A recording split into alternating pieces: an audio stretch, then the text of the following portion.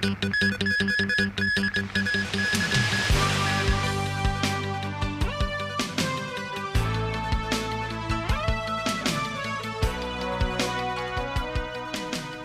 evening and welcome. 8 more COVID-19 patients in the city today. All 8 cases were imported.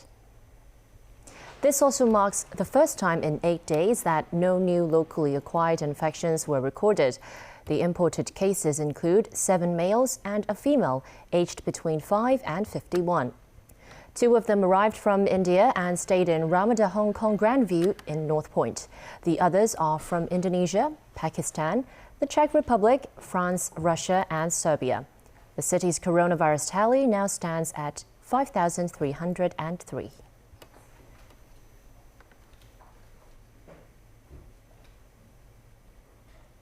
Singapore has suspended the use of 2 brands of flu jabs after South Korea reported at least 59 deaths following vaccinations. So far, there's been no direct link between the deaths and the vaccines.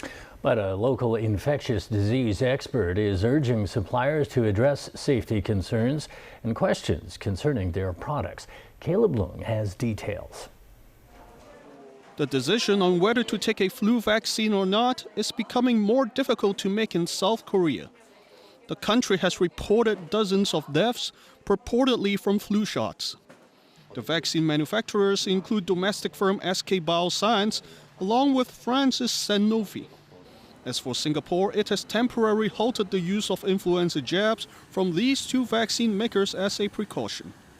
Back in Hong Kong, the government has secured more than 800,000 doses of flu vaccines. According to infectious disease specialist Joseph Zheng, around 600,000 doses were manufactured by Sanofi. However, the batch in question in South Korea was not imported into the SAR. Still, Zheng said the government should ask Sanofi to guarantee the safety of its vaccines. In the meantime, I think government should take precautions to defer their seasonal flu vaccine campaign, especially when they are providing or using Sanofi vaccines for our clients, especially for the elderly home, for the people who have chronic illness, pregnancies, as well as those other children.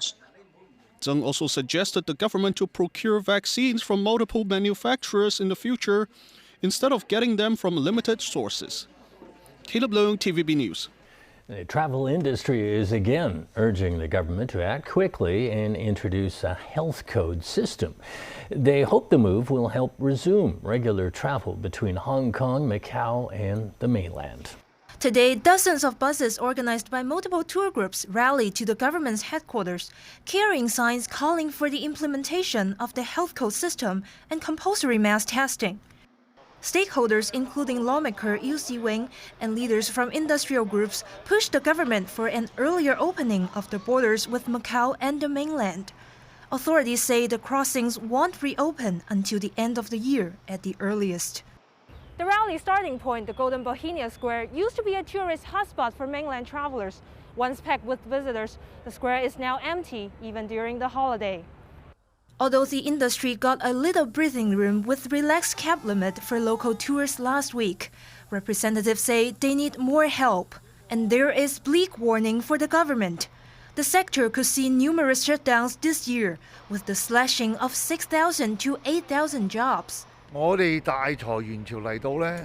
We expect a layoff wave that's even worse than Cathay Pacific's. So the government must take immediate action to open the borders to support businesses and the employment. Tommy Tam, chairman of an industry umbrella organization, said. The sector estimates there are about 3,000 cross-border bus drivers in Hong Kong who have been out of work for months. A company providing shuttle services between Hong Kong and Macau is one of those eyeing a shutdown soon after the government's employment subsidy ends in November. Its operator says they have seen zero income since the end of March, but are paying out hundreds of thousands of dollars each month to maintain vehicles and pay their drivers. He adds that cross-border drivers to Macau have to pass special licensing tests, so losing those employees will be detrimental. With a petition letter handed over to the government, the stakeholders wrap up the rally, hoping their calls are heard and authorities can provide some relief. Dong Yao Nie, TVB News. The labor unions say Cathay Pacific workers spared from last week's mass layoff must now sign a new employment contract to stay on the job. The deal includes a massive pay cut. The airline says it's done all it can to safeguard jobs. Kana Chu tells us more. Despite letting go about a quarter of its headcount and shuttering a subsidiary brand, Cathay Pacific's battle for survival still has a long way to go amid ongoing restructuring negotiations. This afternoon, the Cathay Pacific Airways Flight Attendants Union convened for an emergency meeting over new contract terms presented to workers who still have jobs. Responding to the union's calls for support, many sported the color white to express solidarity. Employees unaffected by last week's mass layoff have until next Wednesday to sign a new employment agreement or face termination. In addition to reductions in salary, those accepting the deal are also subject to severance payouts deducted from their government-mandated pension fund. Sources say the Hong Kong Aircrew Officers Association is deciding whether to apply for an injunction order. Boasting a membership of some 2,200 Cathay pilots, the association has sent a letter requesting a meeting with the Labor Department tomorrow to discuss the situation. Earlier, Cathay declared it will not engage in negotiations relating to its new contract terms. That, as a flight operator, noted that existing conditions are pivotal to safeguarding the most number of jobs. Kana Chu, TVB News. Europe has once again emerged as a major epicenter for the coronavirus. The continent reported more than 220,000 cases on Saturday alone, forcing many nations to take strict measures to contain the pandemic. Peter Cavillas tells us more. France is being hit hard by a second wave of the coronavirus. The country registered a record 52,010 infections Sunday, the second straight daily record. France reported more than 139,000 infections the past 3 days. During the 2-month lockdown from mid-March to mid-May, the country only had 132,000 cases. France now has the 5th highest COVID caseload globally.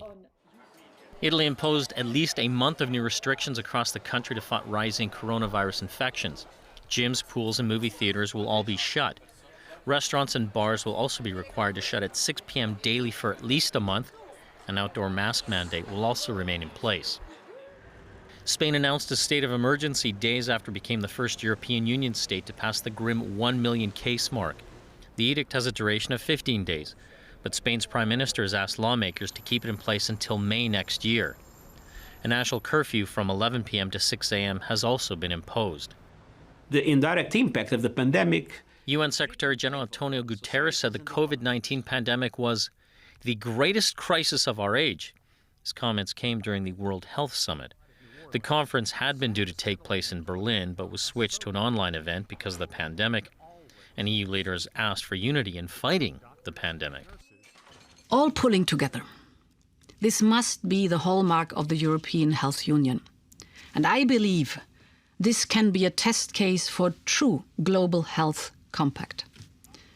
The need for leadership is clear. And I believe the European Union must assume this responsibility. Despite a second wave of infections in the UK, officials there are looking at reducing the 14-day quarantine period for household contacts and travelers arriving in the UK from high-risk countries to 7 or 10 days.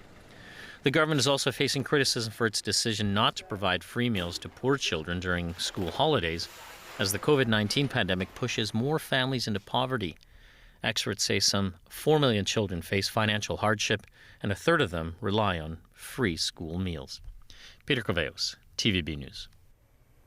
U.S. President Donald Trump and Democratic challenger Joe Biden are down to the final full week of campaigning before the November 3rd presidential election. Despite an outbreak among the vice president's staff, Trump is claiming progress against the disease, even as infections surge to new highs in the United States.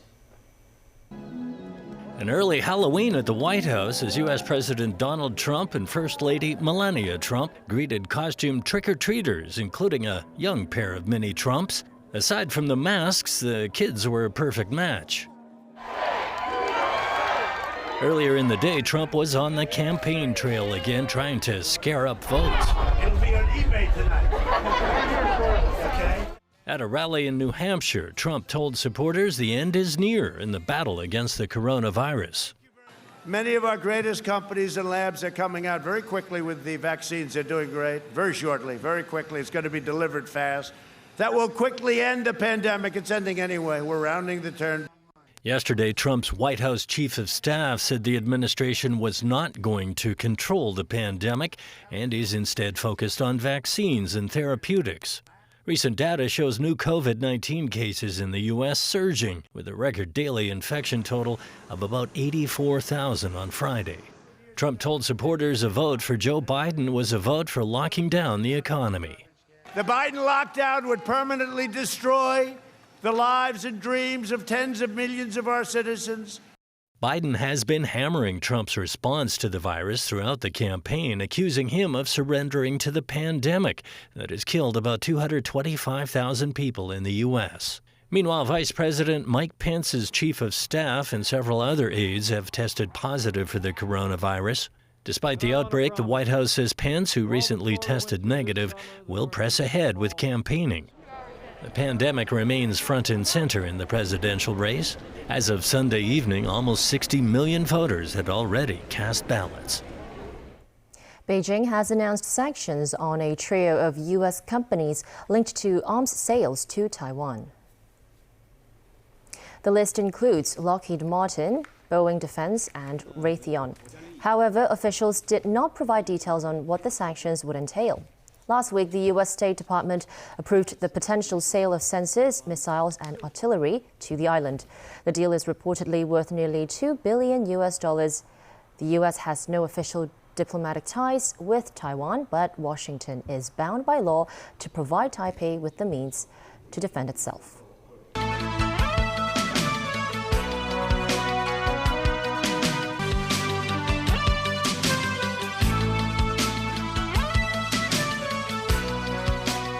Welcome back to TVB News. Hundreds of volunteers helped evacuate more than 100 cats and dogs from a Yunlong animal shelter as a nearby hill fire raged for over 40 hours.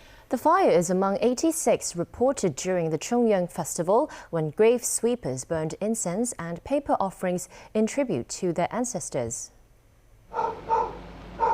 At midnight, the hill fire in Yunlong Country Park covered stretches of land some 400 meters long.